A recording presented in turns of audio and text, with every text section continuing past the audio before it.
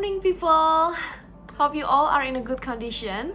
My name is Magiana Sinaga, and I'm a student of Master of Business Administration in IPMI International Business School. So for about the past 2 months, I've been learning deeper about corporate finance, lectured by the expert himself, Professor Sembel. So in this video, I'm going to summarize my learning about financial and investment. Please stay tuned, and I hope you guys can also learn from this explanation. So through this corporate finance class, we learn about many insightful knowledge, such as financial management, investing, corporate restructuring, fraud risk management, dividend policy, and many more. But first, let's talk about financial management material. So there are goals of financial management, principal agent problem, important finance concepts, 4 cornerstones of corporate finance, and 5 business essentials by Ramcharan. Let's take a deeper look through the financial management. First, we have the goal of financial management. There are basic objectives where we will maximize wealth and profit, but will create significant and sustainable value creation. Second of all is the operational objective that aims for time availability, so the most effective utilization of finance, the safety of investment, and the growth of enterprises. And the third is the social objectives for timely payment of interest, taxes, wages, payment of reasonable dividends, fair settlement with suppliers, and maintaining relations with financiers. And fourth is the research objective, which aims to research new and better sources of finances.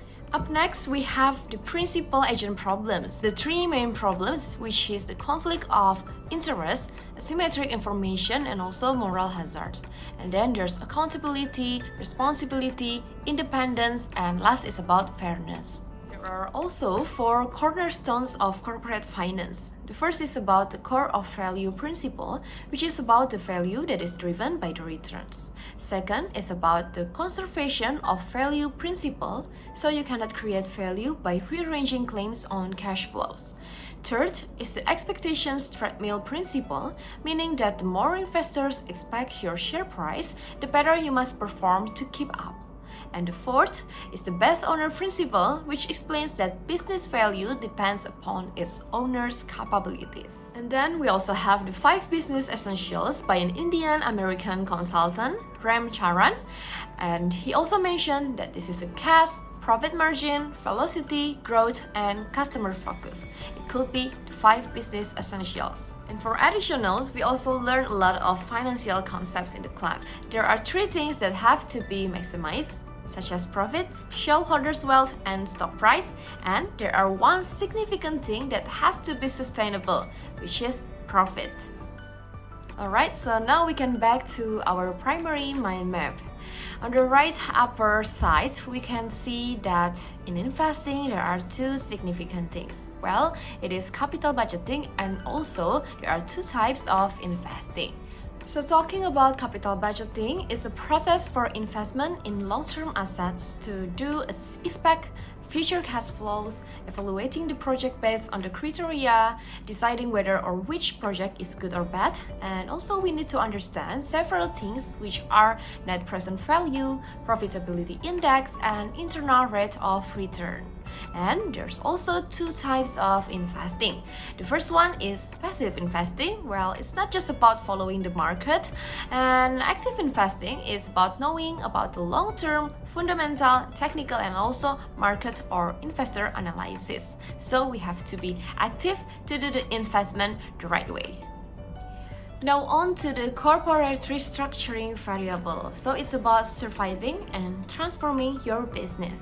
And to survive, we have to do these 4 strategic things. The first one is to do a financial restructuring, and then strategic realigning, and redefine the core business.